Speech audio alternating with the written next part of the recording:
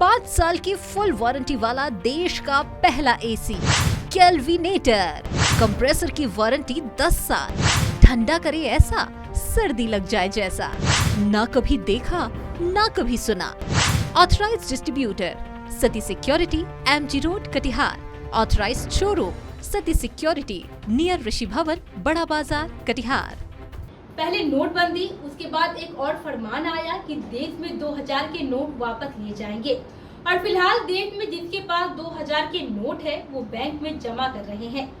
वहीं एक चौंकाने वाला खुलासा हुआ है जिसने सबको हैरत में डाल दिया है। दरअसल देश में 500 का नोट गायब हो रहा है और इस बारे में जानकर आरबीआई भी हैरान है। आखिर क्यों गायब हो रहे हैं 500 के नोट, पूरी जानकारी देखिए इस रिपोर्ट में।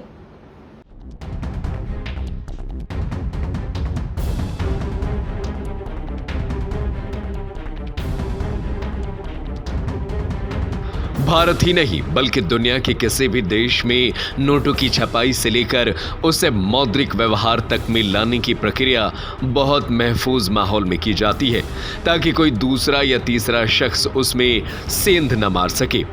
अब अगर इस पूरी प्रक्रिया के दौरान कोई तीसरा शख्स सेंध मारने में सफल रहता है तो यकीनन उस देश की मौद्रिक प्रणाली पर सवाल खड़े होंगे, जैसा कि अभी खड़े हो रहे हैं। जी हां, आपको ये जानकर हैरानी होगी कि सरकार ने 500 रुपए के करीब 88,000 से भी ज्यादा नोट छापे थे, लेकिन ये नोट रिजर्व बैंक तक नहीं पहुंचे, जिसके बाद से हाहाकार मचा हुआ है।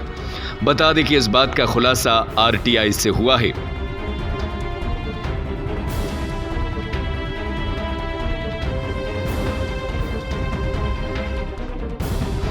दरअसल आरटीआई कार्यकर्ता मनोरंजन रॉय ने इस संदर्भ में आरटीआई दाखिल कर जवाब पूछे थे।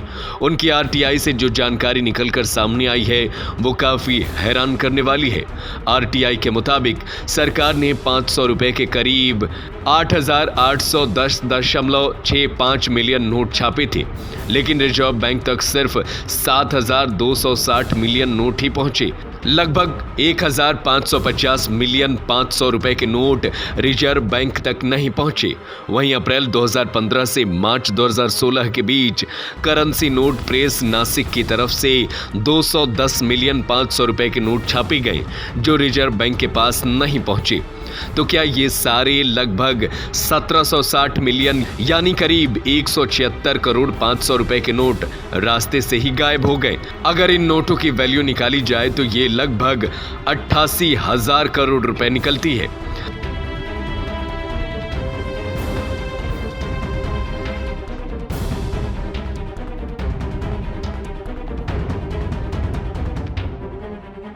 हालांकि ये कोई पहली मर्तबा नहीं है जब भारत में छपे हुए नोट गायब हुए हैं, बल्कि इससे पहले भी कई मौकों पर नोट गायब हुए हैं।